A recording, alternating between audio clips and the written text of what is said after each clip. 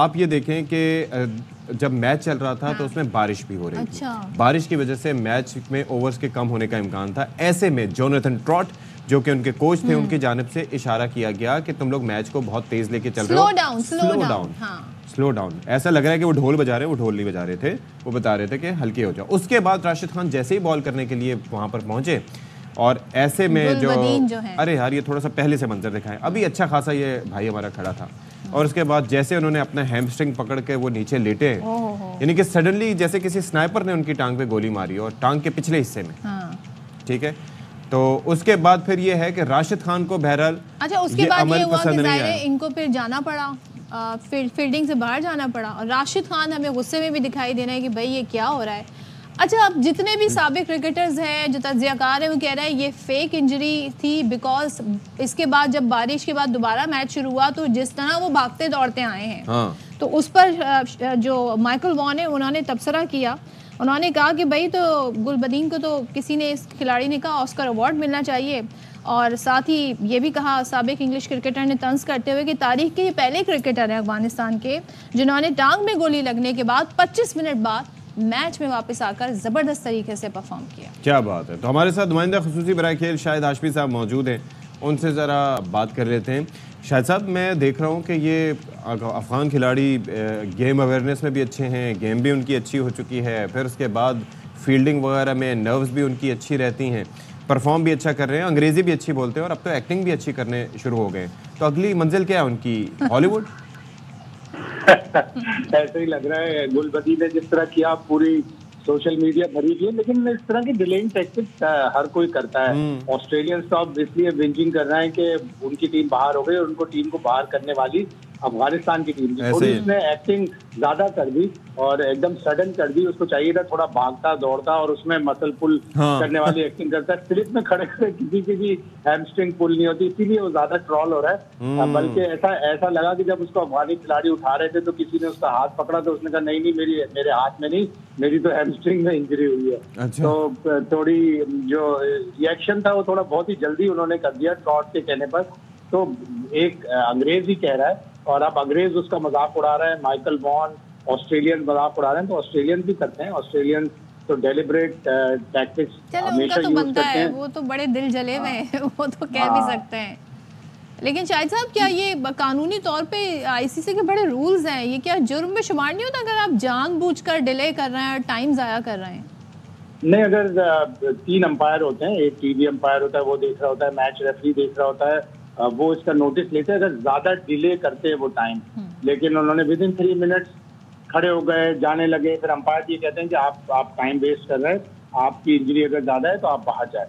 तो with in 3 minutes अगर ये अंपायर रिएक्ट करते तो करते, लेकिन उन्होंने नहीं किया रिएक्ट, जल्दी सही हो गया, गुलबदीन बाहर चले गए। तो एज सच कोई मुझे पेनल्टी नहीं लगती, लेकिन फिर भी मैच रेफरी देख रहे हैं विद इन 24 आवर्स कोई चीज आ जाती है सामने। अगर आज आ गई कि जी उसको रेप्रीमांड कर दिया या थोड़ा बहुत फाइन कर दिया तो पता चल जाएगा, अदरवाइज मुझे नहीं लगता कि कोई ऐसा एक्शन। मुहावरा चेंज कर दें कि मोहब्बत और जंग में सब जायज है, मोहब्बत जंग और खेल में, और वो भी क्रिकेट के खेल में सब जायज है।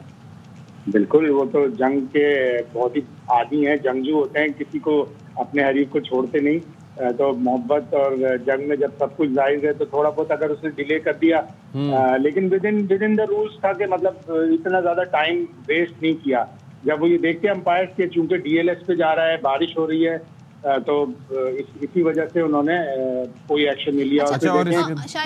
सॉरी टू कट यू, कल मैं पढ़ रही थी जो इसके मौजिद थे, बानी थे, डीएलएस कानून जो लेकर आए, कल उनके हवाले से खबर आ रही थी कि उनका इंतकाल हो गया है। सो बड़े coincidence, one of the inventors. जी हाँ, मेरा ख्याल है शायद गुलबदीन की खबर उन तक पहुंच गई थी, तो इसीलिए उन्होंने कहा कि ये तो।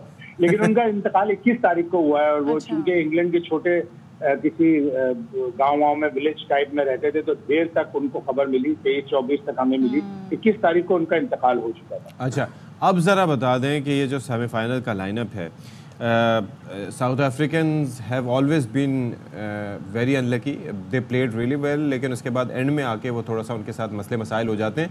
मुझे तो उस वक्त का वो लांस क्लूजनर वाला एरा याद आ रहा था जब क्या इनविंसिबल एक लगा करते थे और जिस तरीके से हमारे बॉलर्स को भी उन्होंने ट्रैश किया था। लेकिन वो कभी आगे नहीं बढ़ पाए। इस बार की साउथ अफ्रीका से सेमीफाइनल खेले हैं, दोनों हारे जी। इस बार की साउथ अफ्रीका से आपको क्या तवक्कुआत है अगेंस्ट अफगानिस्तान?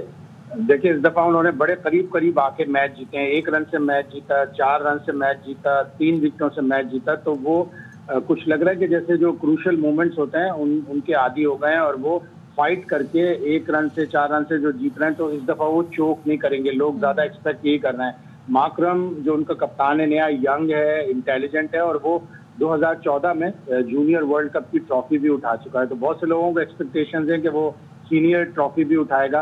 उस वक्त 2014 में उन्होंने पाकिस्तान को हराया था, इस दफा अफगानिस्तान सामने है और माकरम की तारीफ भी बहुत हो रही है। इस साल उन्होंने चौथी दफा रग्बी का वर्ल्ड कप भी जीता है, तो उससे रिलेट कर रहे हैं कि जब हम रग्बी का वर्ल्ड कप जीते हैं तो हम क्रिकेट का वर्ल्ड कप। दूसरा सेमीफाइनल है इंग्लैंड और भारत के दरमियान, तो उसमें क्या ऑब्वियस है या इंग्लैंड की टीम टफ टाइम देगी? नहीं, बहुत क्लोज होगा वो फाइनल सेमीफाइनल।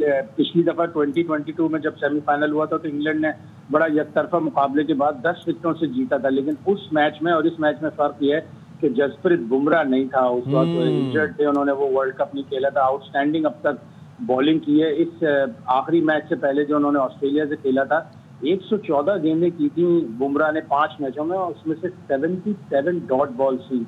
सिर्फ 65 रन देकर उन्होंने 10 विकेटें ली थी, जो इस पूरे टूर्नामेंट में मोस्ट इकोनॉमिकल बॉलिंग थी। तो बुमराह डिफरेंस क्रिएट करेंगे। चलें, thank you so much. Shahid Hashmi हमारे साथ है। पहला भी फाइनल जुमेरात यानी कल के दिन है, आई होप कल जुमेरात ही है, और वो है जी साउथ अफ्रीका और Afghanistan. Let's see what happens then. क्या होता है मैच में? टाइमिंग क्या होंगे वैसे?